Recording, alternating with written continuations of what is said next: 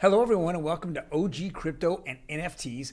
My name is Troy, and Monday through Friday, we go over the latest news in cryptocurrency as well as NFTs. And today is May 16th, Monday, and we're going to jump right into it. Here is a news article from CoinDesk, and actually was kind of interesting. I encourage everyone to watch the video. It is Morgan Stanley says NFTs next to watch after UST collapse, and this young lady has several different influencers on, including Will Clement and Wendy O, about what they feel is happening with NFTs. But unfortunately, when you look at it, when you're looking at these two different things, NFTs and the UST, they're completely something different from each other. It doesn't make sense. It's almost like an analyst decided to roll out of bed and said, hey, it's my turn for the spotlight. So let me connect an algorithmic stablecoin and the collapse of that algorithmic stablecoin, and let me connect it with NFTs, which have nothing to do with each other. It just falls under digital assets. And so I definitely encourage people to watch this particular clip, these clips here, in the respect that they kind of laugh it off. Like, it just doesn't make any sense why you would connect the dot between these two. So as the FUD keeps, rolling into the crypto industry and digital asset industry, you'll find out that, when things are down, people kind of get into that whole negative vibe. And then when things go up, it's all this ultra positive vibe. So this is one of those articles that doesn't make any sense, and I absolutely was put out for really no reason. Next one is a tweet from Rosie Rios. She was a couple weeks ago was at the White House, and she was the 43rd treasurer of the United States. And what makes this so significant is that she is on the board of Ripple, which is very, very important as she keeps that contacts there in Washington, D.C. As Ripple and XRP go through their lawsuit with the SEC, and as we're seeing, it's been very positive for Ripple and XRP and Brad Garlinghouse.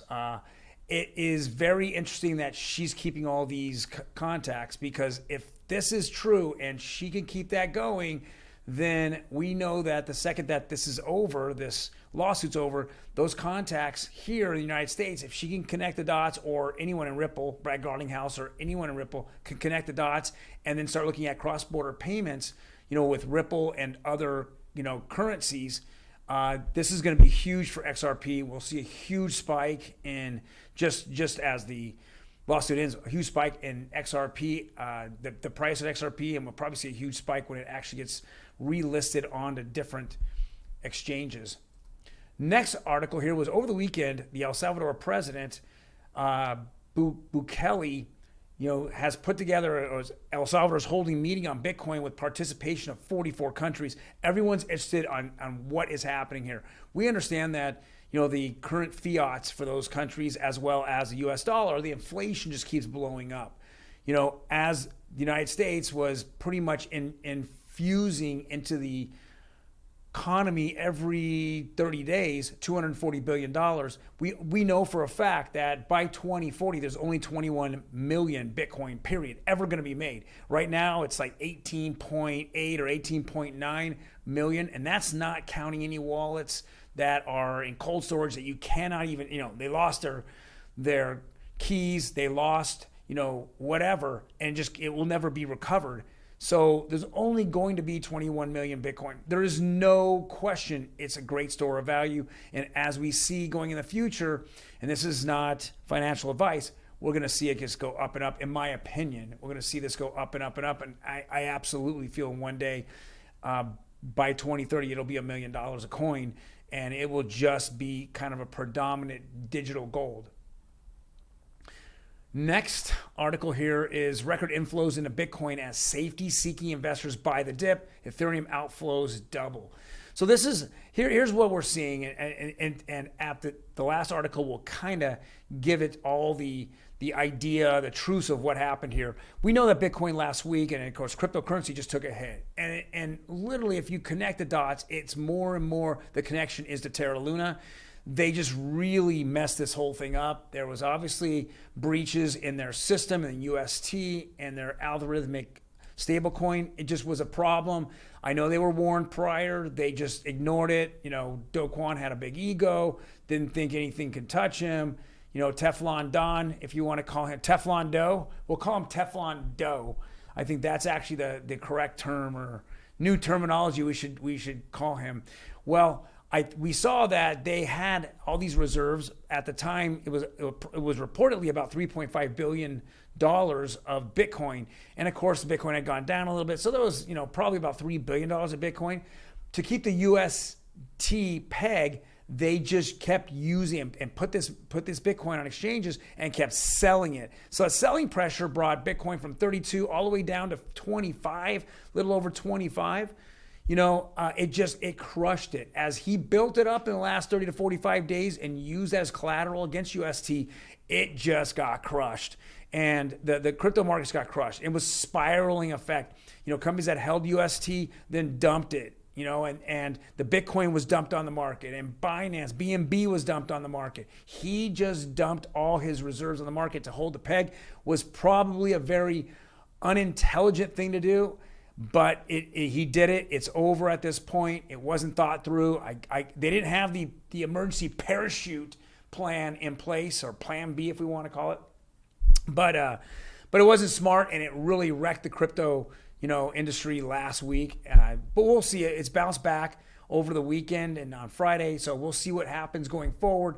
But this leads into the next article where the Luna Foundation says nearly the entire Bitcoin stack spent. They had around 3,300 Bitcoins, and now they're down to 188 or so Bitcoin, 118 Bitcoin. It just wasn't intelligent. They just took all the money out of the company, tried to defend the peg on UST. They should have seen it coming. When you couldn't defend it the first time and you dumped a lot of Bitcoin on the market and you hurt the market, you should know that the fear and doubt of you dumping that much Bitcoin on the market, the first half of it, you should have known that it was spiraling out of control. And to keep the peg, you want to keep a few more bucks, and let it go down, see where it ends. Don't be part of the fear. Be part of the stabilization of the market, and keep at least a portion of your Bitcoin and your other currencies versus burning most of it off. So this wasn't the smartest thing to do, and now he's looking at different plans in which he wants to compensate some of the UST holders, maybe some of the Terra Luna holders, reorganize the company. Or maybe, reopen another company. I know that a lot of people have lost faith in him. I think that the smartest thing to do is to kind of look within yourself, figure out what you can do with what you have left. There's at the time he had $200 million, at least a month ago, of AVAX. I'm sure that's gotten sawed in half at this point. But, do the right thing, look inside yourself. Starting a new company, you're going to get, no one from Wall Street will want to put any money into it. VCs, why would you put money into it? You had a major flaw and you didn't see it. Really tough to go throw money at that and see that build again. But, well, guys, thank you very much for joining me. If you liked it, hit the like button. If you want to know when we drop these videos Monday through Friday, hit the subscribe button and then hit the notification button. We're going to put these out every single week. We do a little bit of news with a little mixed in with opinion. OG crypto, NFTs. See you tomorrow on Tuesday.